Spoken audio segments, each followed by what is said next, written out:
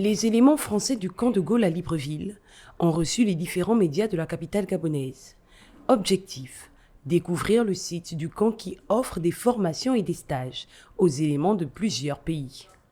Sur place, des compétiteurs gabonais et ivoiriens sont au travail. Ce stage réunit plusieurs pays en vue de pouvoir apporter de l'instruction.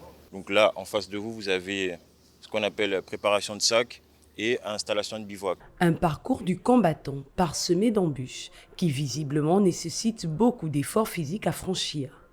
Sur les lieux, un feu attire notre attention. Ici, des sapeurs-pompiers formés initialement sur 45 jours au préalable assistent à une formation complémentaire d'1 semaine. Le but étant de montrer la réactivité qu'il faut pour estomper un feu.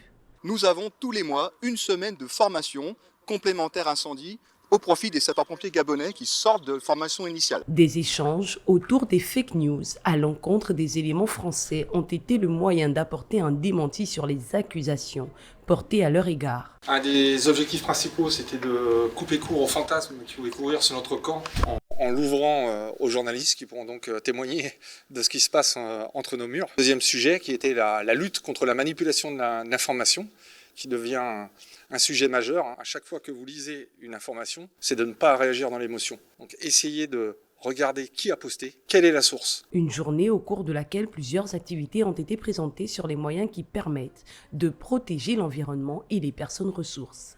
Appuyer ou défendre le Gabon contre une attaque extérieure et non rentrer dans les conflits internes.